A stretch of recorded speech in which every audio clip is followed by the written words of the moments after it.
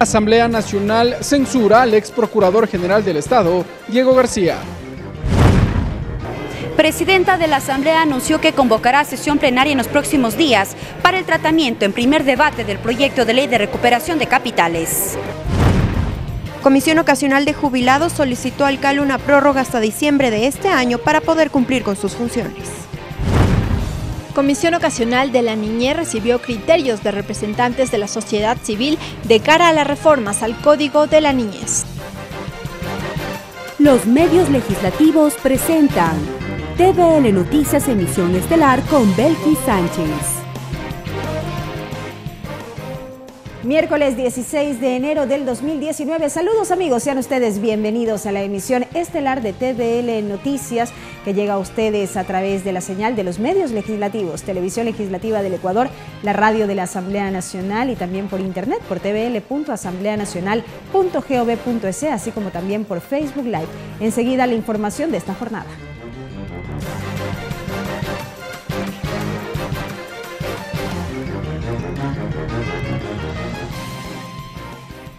Iniciamos contándoles que la Asamblea Nacional censuró al ex procurador general del Estado, Diego García. El legislativo confirmó el incumplimiento de funciones por parte de García al delegar la defensa del Ecuador dentro del juicio al ex vicepresidente Jorge Glass en la trama de Odebrecht. Tenemos el resumen del debate. Finalmente, con 87 votos, el Pleno de la Asamblea Nacional censuró al ex procurador general del Estado, Diego García. Pero previamente, en la continuación de la sesión 567, la asambleísta Mae Montaño presentó sus pruebas de cargo en contra de García. ¿Por qué no solicitó con el contrato de transacción se hiciera una mención a la imposibilidad de que Odebrecht contratara en el futuro con el Estado ecuatoriano? Así debió actuar un verdadero procurador. Montaño acusó a García de dejar en la indefensión al Estado ecuatoriano al delegar la defensa del país en el juicio en contra del ex vicepresidente Jorge Glass, acusado de asociación ilícita dentro de la trama de la empresa brasileña Odebrecht. Habrán empresas como Odebrecht que estarían felices de tener un procurador incapaz de defender como nos merecemos los altos intereses del Estado. Mientras que el asambleísta Raúl Tello acusó a García de arrogación de funciones. Y es que en noviembre del 2017, el ex procurador le respondió al entonces secretario general de la presidencia, Eduardo Mangas, con la legalidad en la prórroga de funciones de los vocales Juan Pablo Pozo, Paul Salazar y Nubia Villasís en el Consejo Nacional Electoral. Según Tello, dicho pronunciamiento era responsabilidad de la Corte Constitucional. Pero principalmente desconoció de que la Constitución de la República le impide hacer pronunciamientos de carácter constitucional. Porque gracias a la absolución de esa consulta permitió que se extendieran los plazos de los miembros del Consejo Nacional Electoral ilegítimamente. En cuanto a la delegación de funciones, García señaló que ésta se cumplió de acuerdo a la norma legal. No, y no es un incumplimiento de sus funciones. Está con la debida diligencia dando las delegaciones y vigilando que con sus instrucciones cada uno de los delegados acuda a cada una de las sesiones. En febrero del 2018, Diego García renunció a la Procuraduría General del Estado tras casi 10 años de ejercer esa función. Ricardo Bravo, TVL Noticias. Entrevista. Y a propósito de esta decisión adoptada por el Pleno de la Asamblea Nacional esta jornada en torno a la censura del doctor Diego García, ex procurador general del Estado, nuestro compañero Ricardo Bravo logró una entrevista con la asambleísta proponente de este juicio político en contra de García, la asambleísta Mae Montaño. Vamos a revisar de inmediato esta entrevista. Así es, ¿qué tal? Buenas tardes. Bueno, con 87 votos, el Pleno de la Asamblea Nacional censura precisamente al ex procurador general del Estado, Diego García. Vamos a tener las primeras reacciones y vamos a conversar con la proponente de este juicio político, la asambleísta Mae Montaño, legisladora. Una buena tarde, bienvenida a la televisión de la Asamblea Nacional. Cuéntenos, bueno, la Asamblea Nacional se pronuncia ya con 87 votos. ¿Cuál es su postura, su impresión respecto de esta decisión que adoptó el legislativo? Hoy hicimos historia. 87 parlamentarios, 87 asambleístas han votado por la censura al ex procurador Diego García Carrión. Una censura más que merecida. Un funcionario que le ha fallado de largo al pueblo ecuatoriano, que pretendía quedarse en la impunidad. Esta asamblea le da un mensaje claro al pueblo ecuatoriano. Somos sus representantes, tomamos su mandato, tomamos esa demanda que tienen ustedes de una acción firme contra la impunidad y contra la corrupción. Ese es el mensaje de esta tarde. Nos quedamos satisfechos porque después de un largo trabajo de investigación para presentar cargos bien sustentados y pruebas concretas de que este procurador fue el procurador de la década del saqueo de los recursos públicos en el Ecuador. Legisladora, usted acusó a Diego García de incumplimiento de funciones o de un supuesto incumplimiento de funciones, basó su exposición en los argumentos de la Constitución, es decir, que puntualmente no delegó, no protegió al Estado ecuatoriano, sobre todo en uno de los casos, en el caso de Odebrecht. ¿Por qué? No solamente en ese caso, en muchos otros casos, pero también le hemos planteado al pueblo ecuatoriano que nadie, ningún funcionario debe jugar con los recursos, esos sagrados recursos del pueblo, nadie. Esto en cuanto a la administración de recursos. Exactamente, pero aquí no vamos a decir que solo se lo ha juzgado porque incumplió su rol, su responsabilidad de representante judicial y de patrocinador del Estado, que eso ya es gravísimo.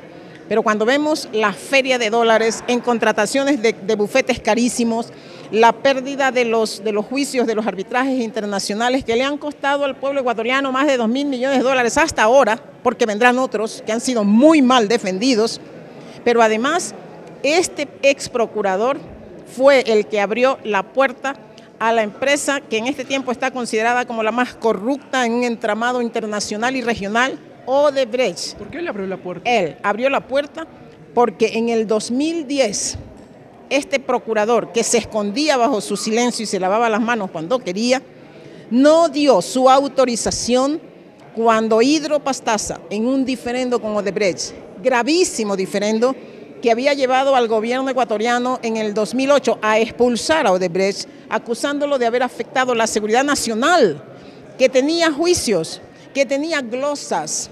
El ex procurador Diego García se liberó de la responsabilidad de autorizar el convenio de transacción como era su responsabilidad. Diego García ha señalado que participó en el proceso legal. Diego García señaló que participó en el proceso legal más bien como un testigo y que eso acusaba en contra del excontralor. Mire, Diego García miente y lo que queremos ahora con este juicio político es que Diego García no se quede con una censura política. No, Diego García va a tener que responder ante la justicia. Con este informe del juicio político hay que mandar todo el expediente a la Fiscalía. Recordemos que en el juicio a Glass, en el juicio por asociación ilícita, Glass, que sabía y conocía cómo es que se organizó esta red delictiva para robarle al Ecuador, dijo y afirmó que el ex procurador, en ese momento procurador, debería estar entre los procesados, o sea, no es poca cosa. Entonces, como el Tribunal Penal en su sentencia determina que la Fiscalía tiene que abrir nuevas investigaciones y una de esas investigaciones es sobre delincuencia organizada, nosotros vamos a pedir a la Fiscalía que en esa investigación especial sobre delincuencia organizada, sin duda, además de que puede estar en otra, sin duda, este exfuncionario que traicionó la confianza del pueblo ecuatoriano tiene que ser investigado. Ahora bien, asambleísta, el argumento central es la delegación de funciones cuando el procurador no estuvo presente en esta investigación en contra del ex vicepresidente de la República, Jorge Glass, acusado de asociación ilícita. El retraso de los funcionarios, estos 7 minutos, ¿es la causal para que salga Diego García? Por favor, no hay que confundir a la gente. Primero, no es solamente esa causal. Pero esa es la central, la fundamental, la que se debate. Por favor, el ex procurador o el procurador, si usted lee la Constitución, en el 237 le dice el procurador, no le dice la procuraduría. El procurador es el representante judicial del Estado, es el patrocinador del Estado. Cuando él se escuda tras una determinación legal que le permite a él delegar, sí, no lo exime de responsabilidades. Si la autoridad que recibe el mandato constitucional, la responsabilidad constitucional, falla al escoger a sus delegados o sus delegados fallan al presentarse en cualquier acción que le fue delegada, responde la autoridad. Pero no solamente eso, es que no estábamos hablando de cualquier juicio. En el caso de Odebrecht, ya el vicepresidente estaba involucrado. ¿Dónde estaba el criterio? Pues el criterio de esta autoridad a la que los ecuatorianos y el Estado le encargó la noble misión de defender los intereses del Estado y de los ecuatorianos. O sea, usted dijo que tenía otros temas importantes, pero ¿saben qué, ecuatorianos? Nosotros entendemos que no quería darle la cara a las declaraciones de Glass, que lo acusaba de haber abierto la puerta al regreso de Odebrecht a través de su lavado de manos en la autorización del convenio de transacción con Hidropastasa. Él sabía y cobardemente evitó ir a esa audiencia para no responder. Finalmente, asambleísta, remitirán esta documentación a la Fiscalía. ¿Usted vigilará que sea este organismo quien lleve adelante las investigaciones, a la Contraloría también? Vamos a velar. Nosotros hemos asumido una lucha seria, como siempre, contra la impunidad y contra la corrupción. Y vamos a seguir, porque el pueblo ecuatoriano no puede quedar burlado, porque el pueblo ecuatoriano no va a quedar satisfecho solamente con una censura política que ya tiene un gran peso moral. No, el ex procurador tiene que responder ante la justicia. Y vamos con este mismo expediente a ir a la Contraloría, que se ha quedado muda y en silencio durante estos meses sin responder a las auditorías que han sido solicitadas para ver este manejo y esta feria de los recursos que el ex procurador hizo. Mientras se paseaba por el mundo, ahí sí tenía tiempo para pasearse por el mundo con los recursos de los ecuatorianos, pero no le quedaba tiempo para asistir a representar judicialmente al Estado ecuatoriano. Sí se pudo, pueblo ecuatoriano. Gracias, asambleísta Mae Montaño, por estar con nosotros en la televisión de la Asamblea Nacional, la legisladora Mae Montaño, quien nos ha entregado varios elementos y las reacciones luego de que el Pleno de la Asamblea Nacional, con 87 votos, decidió la censura de Diego García. Nos ha dicho ya entonces que este informe será remitido a la Fiscalía y posteriormente a la Contraloría General del Estado, a estas dos instancias, para que continúen con las investigaciones del caso. Cabe puntualizar que Diego García ya no ocupa la Procuraduría General del Estado desde febrero del 2018. Es la información, las reacciones que se generaron acá en los exteriores del Salón Plenario Nela Martínez. Seguimos con más información. Gracias a nuestro compañero Ricardo Bravo por ese informe, y les comentamos también que hace minutos el Pleno de la Asamblea Nacional, con 83 votos afirmativos, aprobó un proyecto de resolución en el cual se pronuncia frente a la posesión ilegal y antidemocrática del presidente de la República Bolivariana de Venezuela, Nicolás Maduro. Sobre este tema nos vamos a enlazar con nuestra compañera Mariela Logroño, tiene una reacción al respecto. Así es, gracias. Muy buenas tardes. Hace pocos minutos la Asamblea Nacional decidió apoyar una resolución a fin de que se pueda pronunciar frente a la posesión ilegal y antidemocrática del presidente de la República Bolivariana de Venezuela, Nicolás Maduro. Ya me acompaña la asambleísta Ana Belén Marín, ella es integrante de la Comisión de Relaciones Internacionales, vicepresidenta de esta mesa legislativa.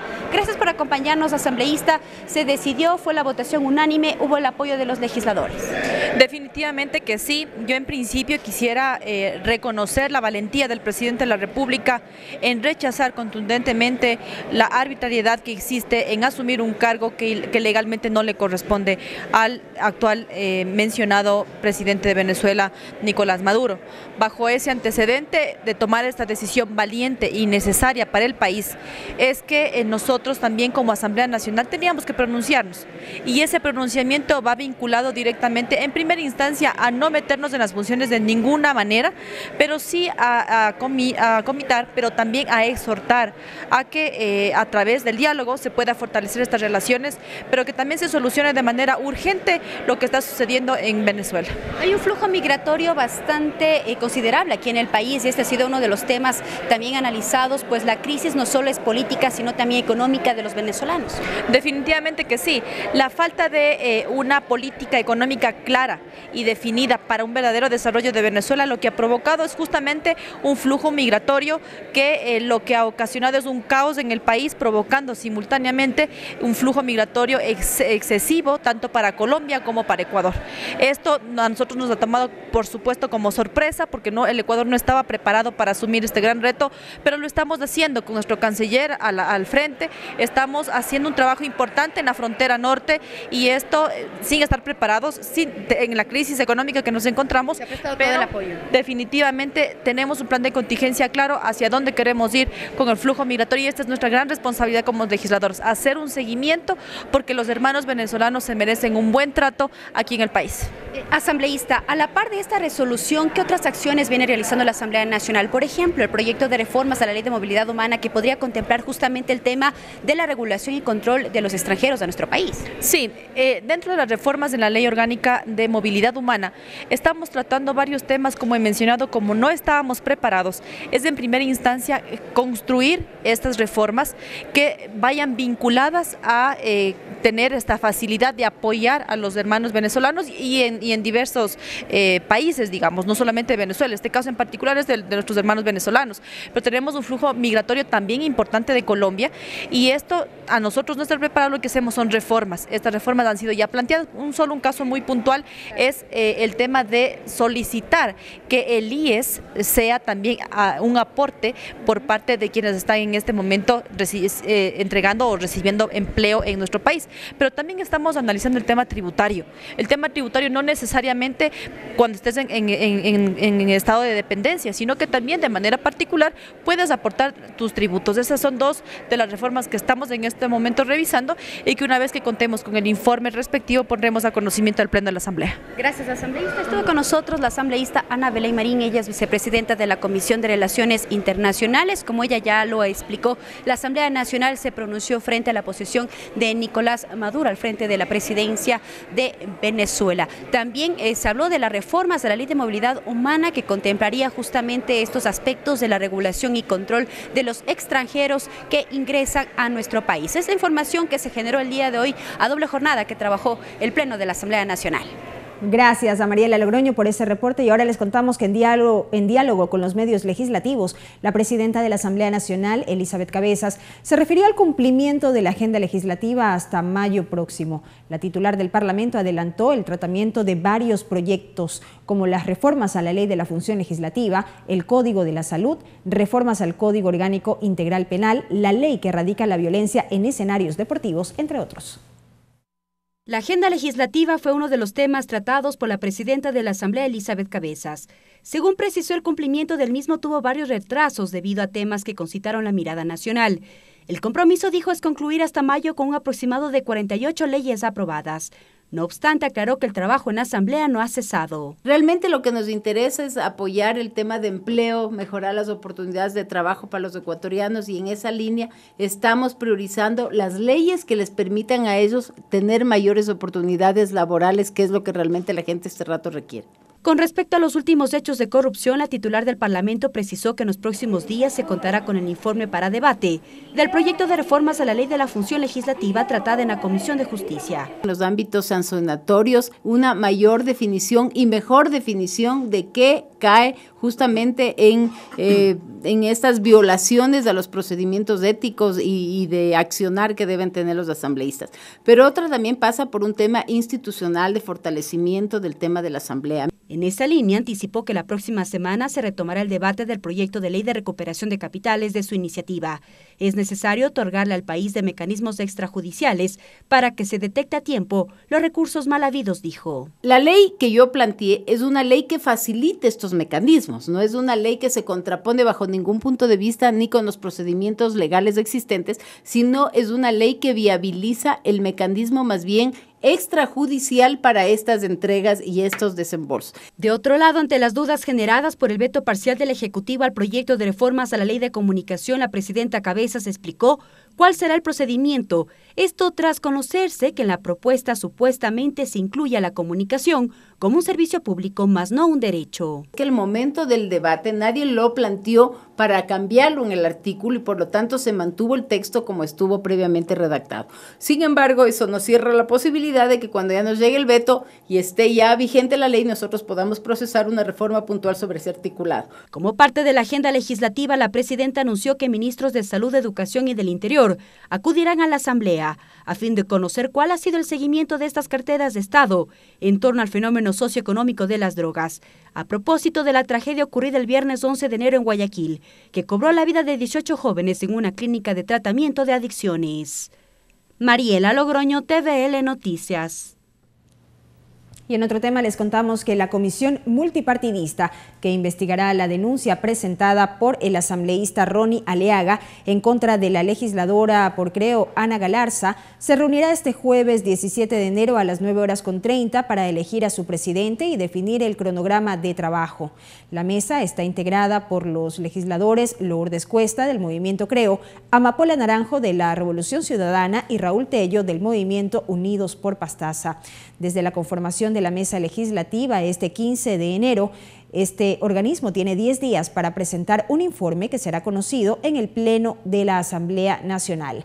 La mesa deberá escuchar al denunciante, establecer otras personas que puedan rendir su versión sobre este caso y finalmente a la denunciada para que ejerza su derecho a la defensa y presente las respectivas pruebas. Amigos, es momento de una breve pausa. Al volver, más información, quédese en nuestra sintonía. Esto es la emisión estelar de TVL Noticias. Regresamos con TVL Noticias, emisión estelar, luego de la siguiente pausa promocional.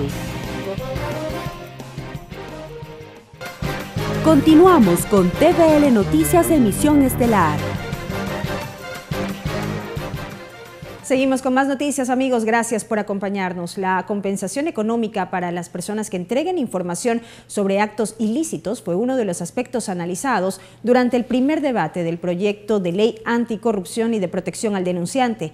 En la discusión fue reiterativo que este proyecto tiene inconsistencias jurídicas, según señalaron los legisladores. El veto total al proyecto de ley de lucha contra la corrupción fue uno de los elementos que usó la asambleísta Marcela Guiñaga durante su ponencia ante el Pleno, en la exposición del informe para primer debate del proyecto de ley anticorrupción. Pero esta lucha debe ser real, debe ser sincera, pero sobre todo debe respetar el Estado de Derecho y no ser utilizada como un instrumento infundado de persecución. Aguiñaga también presentó los criterios de académicos y demás comparecencias que dieron sus aportes a la propuesta del Ejecutivo, en la que recomiendan que se analice el proyecto, pues tendría inconsistencias jurídicas. La legisladora añadió: es evidente que se desconoce y se demuestra un manejo antitécnico cuando se trata de un proyecto reformatorio, y es evidente también un desconocimiento por parte del proponente al presentar una ley como que si fuese autónoma. El debate arrancó con la legisladora Vilma Andrade, quien señaló que en buena hora su proyecto de ley no fue articulado a la iniciativa del presidente, pues es necesario dar garantías de protección del denunciante ante casos de corrupción. Decir que está luchando contra la corrupción, pero que presenta una propuesta, lamentablemente, que no va a lograr ese efecto. Hacemos una gran diferencia en darle protección al denunciante público y privado. Quien también habló de la importancia de proteger al denunciante fue el legislador Fernando Callejas. Cuando alguna persona pretende denunciar un ilícito cometido, inmediatamente cae también como cómplice y encubridor. En cambio, el asambleísta Henry Cucalón realizó varias lecturas del proyecto. Dijo estar de acuerdo en crear una compensación del 20% a quien entregue información que ayuda a recuperar los recursos y bienes mal habidos. Voy a tener esta especie de compensación en el orden del 20%. Está bien. En la discusión, además, los legisladores coincidieron en trabajar en una normativa que erradique y prevenga actos ilícitos. No llegaremos a saber dónde está la plata si alguien no denuncia. Que prioricemos lo jurídico a lo político. Concluido el primer debate, las observaciones pasarán a la Comisión de Justicia, de cara a la elaboración del informe para segundo y definitivo debate ante el Pleno. Mariela Logroño, TVL Noticias. Entrevista. Y hoy en nuestro segmento de entrevistas vamos a continuar dialogando acerca de los temas inherentes a la lucha contra la corrupción. Para ello nos acompañará el vicepresidente del Colegio de Economistas de Pichincha, el doctor Víctor Hugo Albán. Víctor Hugo Albán, economista, vicepresidente del Colegio de Economistas de Pichincha, docente universitario. Economista, bienvenido a TVL Noticias, qué gusto que esté con nosotros. Muchas gracias. Desde el Colegio de Economistas de Pichincha, ¿cuál es la lectura y también, si se quiere, las propuestas que se tienen en el marco de esta lucha que se ha emprendido en contra de la corrupción en nuestro país? Mire, nosotros estamos satisfechos este rato con un convenio que vamos a firmar con la UAP. Con la Unidad de Análisis Financiero. Sí. ¿Por qué? Porque ha habido una serie de denuncias que han hecho el Colegio de Economistas y lo que hemos hecho es protocolizar y entregar a la Embajada Americana. ¿Denuncias en qué sentido? De actos de corrupción, del Metro de Quito, de la parte petrolera, de Petroecuador, de Petroamazonas. Bueno, y si pongo a enumerar cantidad de actos de corrupción del Seguro Social. ¿Cómo es que llegan estas denuncias al Colegio de Economistas? Tiene la gente porque no tienen a dónde recurrir. Y el colegio ha abierto las puertas a la sociedad civil, a la sociedad ecuatoriana, a la comunidad. Entonces, tanto en la parte fiscal, en la parte económica, financiera, como de instituciones como son el Seguro Social, los petros que había dicho, vienen denuncias y delicadas, fundamentadas con documentos que obviamente no se podía entregar a la Fiscalía porque hay que hacer una serie de actos que obviamente no le permiten a la institución como tal comprometerle. Este rato nos ha abierto la puerta a la UAP con su directora, la doctora Diana Salazar, que es una profesional correcta, ha demostrado, pues no, y está demostrando todos los días, y hemos acogido nosotros el beneplácito, el pedido de la comunidad, el pedido de los ecuatorianos, ya basta de corrupción, ya basta de tanta barbaridad que ha pasado, que hay una persona, y lo demuestra, ¿no?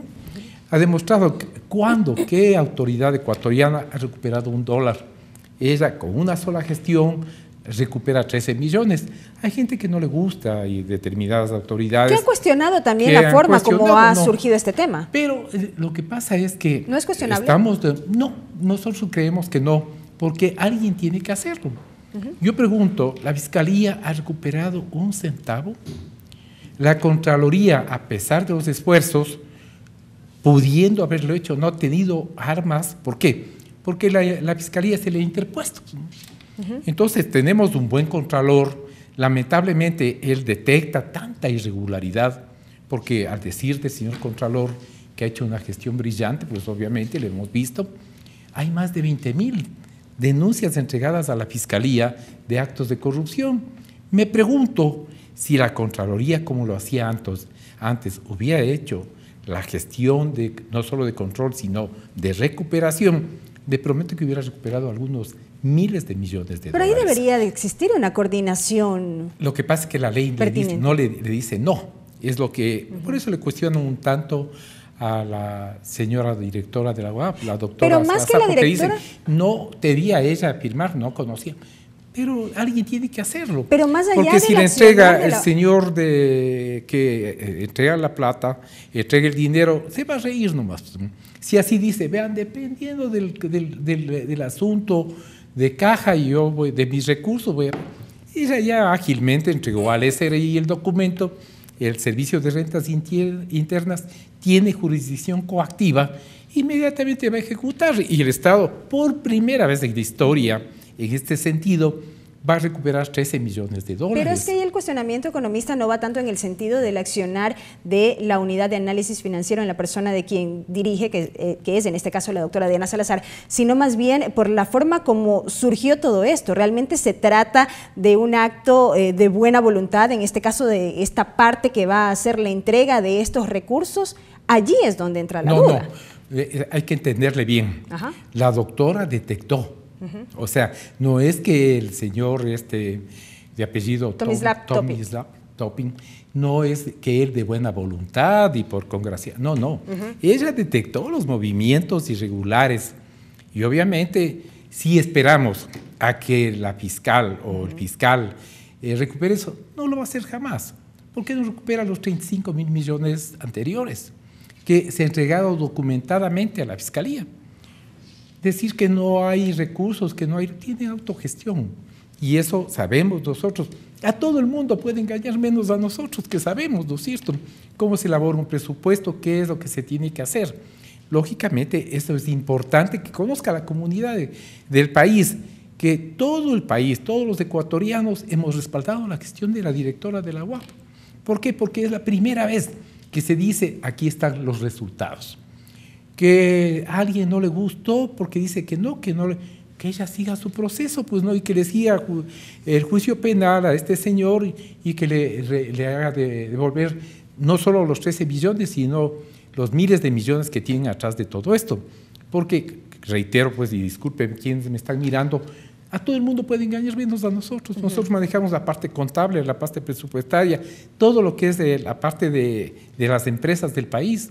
Entonces, lógicamente, tenemos que hacer notar a toda la comunidad de ecuatorianos que algo irregular había y que alguien tenía que hacer notar.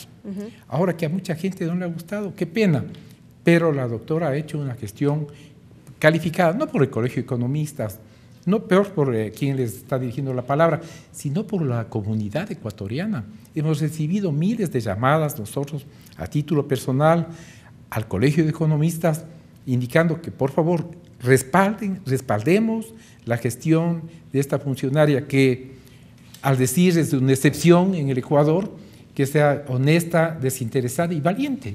Economista, volviendo al tema inicial y a propósito de este convenio interinstitucional que van a suscribir con la UAFE, yo recalco, en este caso reitero en mi pregunta con la cual inicié esta entrevista, ¿cuál va a ser el aporte más allá de la entrega de esta información que usted dice ha llegado hasta el Colegio de Economistas de Pichincha, el aporte puntual justamente del colegio, porque se dice que lo que se busca un poco es potenciar estas capacidades profesionales, experiencia, recursos humanos, materiales? ¿Cómo entendemos esto? Hay dos partes. La primera, pues, digamos, orientar a la institución en base, la parte legal está cubierta, ¿no?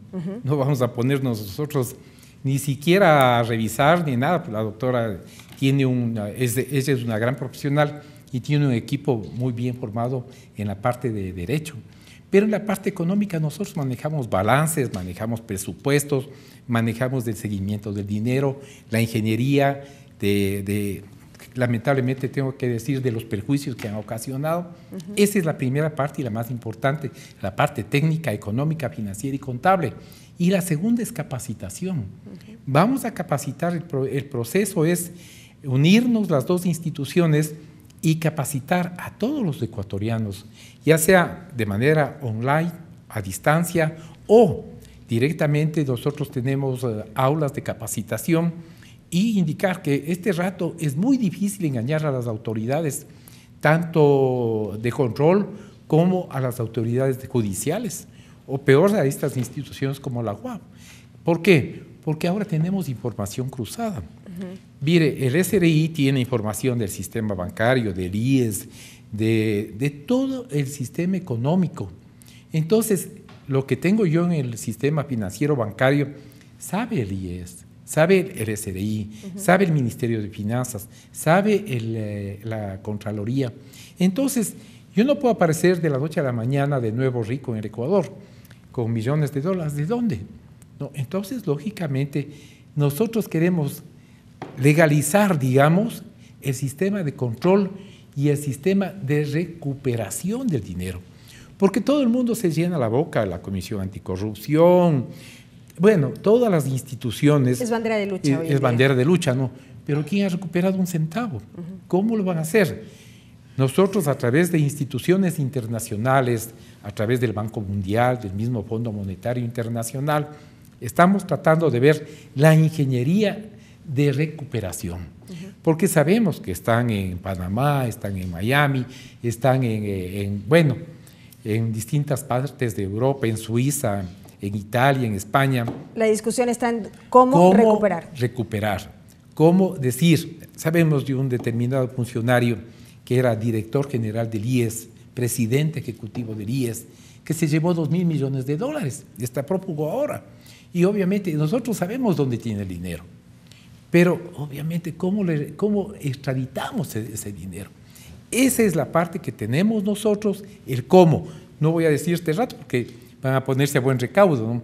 Pero sabemos nosotros cómo hacerlo y qué hacer en el momento que ya se firme el convenio con la UAR. Para finalizar, esta firma se producirá el día de mañana. Teníamos previsto para mañana, pero la doctora tuvo algún otro compromiso y le vamos a hacer el próximo martes posiblemente. Correcto, economista. Quedan invitados. Muchísimas gracias por habernos acompañado con esta información. Ha sido la presencia del vicepresidente del Colegio de Economistas de Pichincha, Víctor Hugo Albán.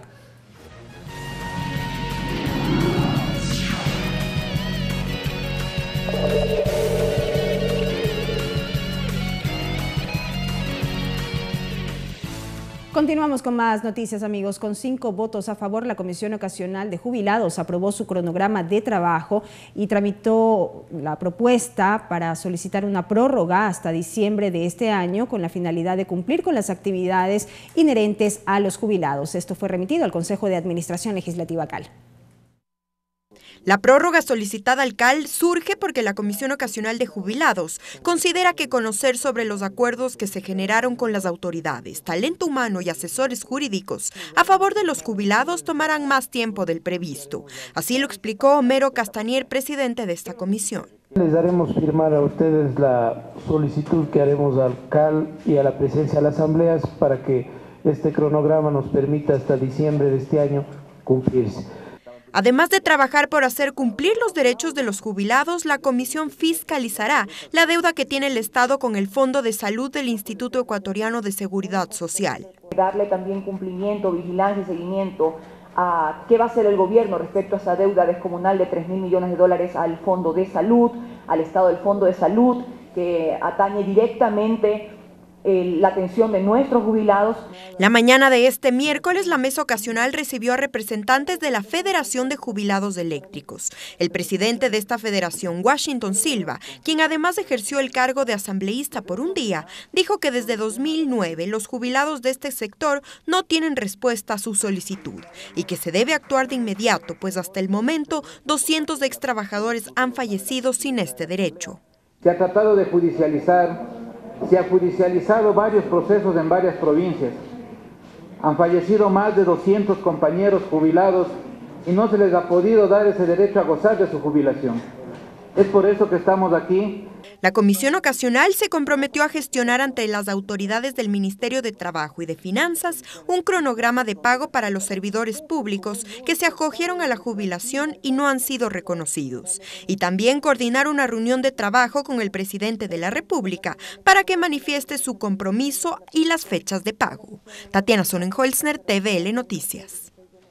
Los derechos de niños y adolescentes, su participación y la creación de un sistema de protección para este grupo etario fueron los temas abordados en el taller relativo a normas sobre niñez y adolescencias que cumplió la Comisión Ocasional creada para tratar esta temática. La Comisión Ocasional para atender temas y normas sobre la niñez y adolescencia efectuó un taller de revisión a la reforma al Código Orgánico de la Niñez. En la cita, varios representantes de la sociedad civil expusieron los temas que consideran deben ser incorporados en el documento. Manuel Martínez, coordinador del Pacto por la Niñez y Adolescencia, considera que los derechos de los niños y adolescentes deben ponerse nuevamente en la palestra de debate, pero sobre todo que se debe trabajar en la institucionalidad del sistema de protección. Que está en la Constitución y que ha sido desmantelado, debilitado en los últimos años. Entonces, construir eso, porque en el fondo eso es lo que importa. Usted puede declarar derechos, principios y montones de cosas más, si al mismo tiempo no crea una institucionalidad que responda a eso. De su parte, Jorge León, del colectivo Compromiso por la Niñez y Adolescencia, dice que se debe levantar la voz de los niños y permitir que sean ellos los que participen en la construcción de políticas públicas, leyes y todos los beneficios a su favor. Y sin que ellos no opinen, no va a corresponder este marco legal, por ejemplo, con respecto al Código de la Niñez, a sus necesidades, sus opiniones. Asimismo, la presidenta de la Mesa Legislativa, la asambleísta Encarnación Ducci, dijo que es fundamental incorporar en las reformas temáticas que respondan a las problemáticas actuales. Sabemos que nos falta trabajar muchísimo el tema de la implementación de políticas públicas y también dar la respuesta a la sociedad ecuatoriana de cómo el Estado, la sociedad y la familia tiene que trabajar para evitar o para disminuir la violencia sexual. Los temas recopilados en el taller serán analizados en la comisión de cara a las reformas al Código de la Niñez. Lorena Espinosa, TVL Noticias. La Comisión de Educación de la Asamblea resolvió que el ministro de Educación presente un informe sobre el proceso de reclasificación de puestos para los administradores circuitales educativos. Dentro de esta propuesta, el asambleísta Cruz también desea se informe la fecha en la que los licenciados de Administración, Contabilidad y Auditoría serán considerados en el proceso de reclasificación y mejora de salarios. El paupérrimo sueldo que ellos están recibiendo y el enorme trabajo que vienen haciendo no está equiparado, no está reconocido. Entonces ahí viene la necesidad, compañera presidenta y compañeros asambleístas de esta comisión, que ellos se han acudido donde nosotros. Esto en el marco del tratamiento de las reformas a la Ley Orgánica de Educación Intercultural Bilingüe, donde la tarde de este miércoles la Comisión de Educación recibió a la Delegación de Administradores Circuitales Educativos, quienes expusieron de la problemática de la reclasificación administrativa. Los administradores circuitales tenemos que recorrer varias instituciones educativas. Y para hacer ese trabajo tenemos que movilizarnos cogiendo taxi, porque la mayor parte de instituciones están en el sector rural. Y realmente, de acuerdo a según el acuerdo 020, consta todavía el pago de movilizaciones para todos. Cerca de 30 personas que forman parte de los administradores circuitales de Chimborazo fueron recibidos en la mesa. Ellos manifiestan que 213 personas de las zonas que conforman Napo, Orellana, Chimborazo, Cotopaxi, Tungurahua, Manabí y Santo Domingo no han sido tomados en cuenta y que cumplen con los requisitos exigidos en el manual de la descripción de puestos. Tatiana Sonnenholzner, TVL Noticias. Y la Comisión de Soberanía Alimentaria definió su cronograma de trabajo hasta mayo de este año, fecha en que culmina el primer ciclo del periodo legislativo. El órgano parlamentario intensificará su jornada y prevé aprobar 2 proyectos de ley. El proyecto de ley de fomento agropecuario, el proyecto de ley de pesca y los proyectos de ley de banano son las aristas principales en las que se enfocará el trabajo de la Comisión de Soberanía Alimentaria. La mesa legislativa tiene previsto aprobar el informe para primer debate del proyecto de ley de fomento agropecuario hasta el 13 de febrero. De tener parámetros claros para el sector agropecuario y para la agroindustria, porque uno de los problemas más fuertes que enfrenta el sector agropecuario es justamente que no existe un verdadero sistema de comercialización. Asimismo, esperan efectuar en marzo las últimas revisiones del informe para primer debate del proyecto de ley de pesca. Se va a trabajar en que la comisión, los técnicos revisen, ¿no? Y que existan unas comparecencias más para poder definir si debemos aún cambiar algo. Por otra parte, y con el fin de mejorar la producción legislativa, se intensificarán las jornadas y metodología de trabajo. Una de las propuestas que hice es que podamos mejorar la metodología del trabajo en esta comisión para que tengamos una producción legislativa que realmente responda a las demandas del sector agropecuario. La comisión está pendiente también del primer debate que se efectúe en el Pleno sobre la ley del banano. El informe ya fue remitido a la presidencia. Lorena Espinosa, TVL Noticias. Las prácticas de entidades financieras que realizan cobros sin autorización del cliente han motivado a los asambleístas a proponer proyectos de ley para garantizar que esto no vuelva a suceder.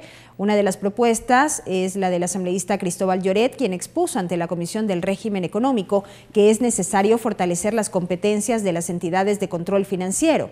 Además, aclarar que no se puede ofrecer un servicio sin la autorización firmada del cliente y asimismo sancionar a quienes incurren en estas prácticas a las que califica como desleales. nosotros establecimos la posibilidad de buscar algunos mecanismos o instrumentos legales que puedan fortalecer la normativa que ya existe. Si usted revisa en el Código Monetario y Financiero, existe ya una normativa que impide un débito de un cliente en el caso que ese débito no haya sido debidamente autorizado.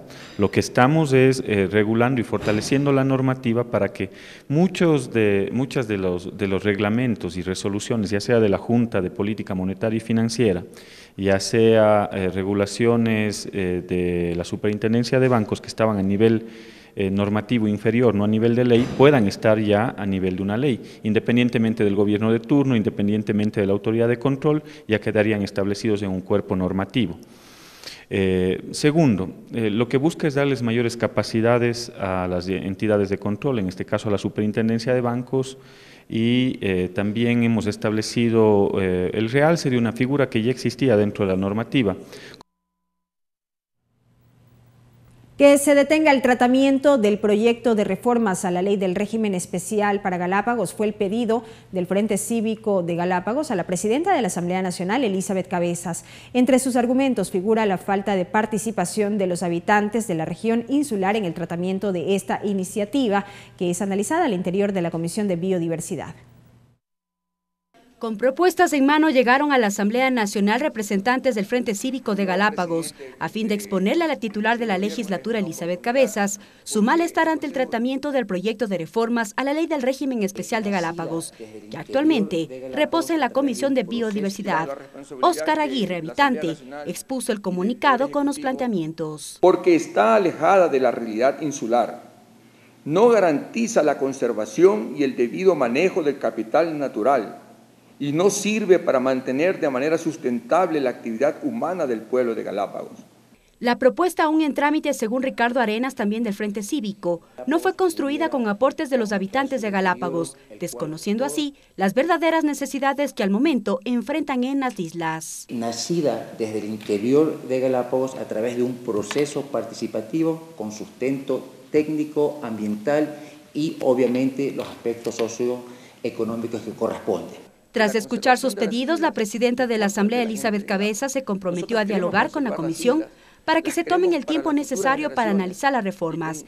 Dijo que lo importante es la participación ciudadana. De todas maneras es importante ver hasta dónde se ha avanzado, qué puntos pueden haber de coincidencias, y si no, además entiendo que estamos a puertas de que designen un nuevo representante del Consejo en Galápagos, y eso abriría la posibilidad de tener unas nuevas miradas también sobre lo que ahí está pasando. Cabe destacar que la ley de Galápagos fue aprobada en septiembre del 2015 en medio de disputas y desacuerdos, pues desde varios sectores aducían que la ley no protegía los beneficios para los nativos de las islas. Mariela Logroño, TVL Noticias. Y en otro tema les contamos que el presidente de la República designó a Norman Wright como el nuevo presidente del Consejo de Gobierno del Régimen Especial de Galápagos. Wright reemplazará a Lorena Tapia, quien se desempeñó en el cargo. Así lo informó el Consejo de Gobierno a través de un comunicado oficial difundido la tarde de este miércoles. El Consejo de Gobierno del Régimen Especial de Galápagos informa que el presidente de la República, Lenín Moreno, emitió el decreto ejecutivo número 640, en donde se acepta la renuncia de Lorena Tapia y agradece por sus servicios, indica este comunicado.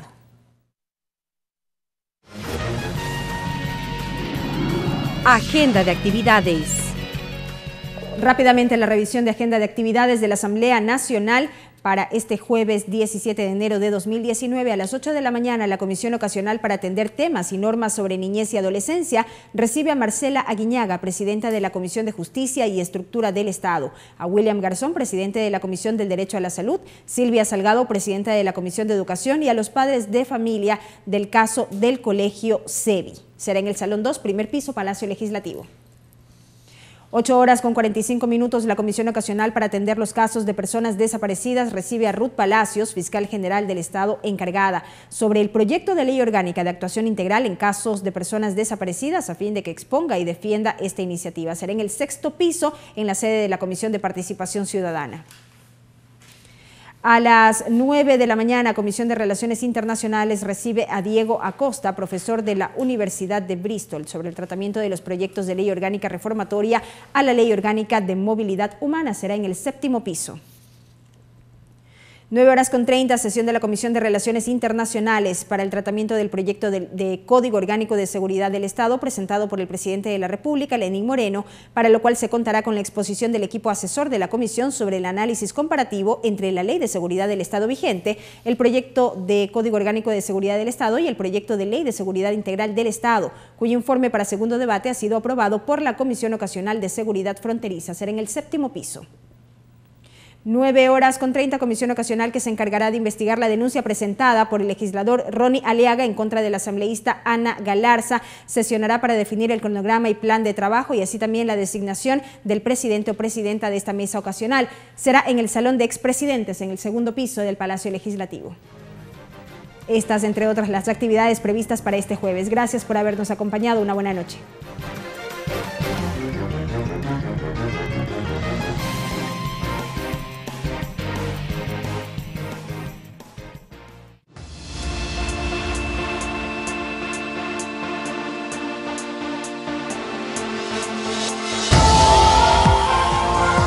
Espacio dispuesto por la Secretaría Nacional de Comunicación.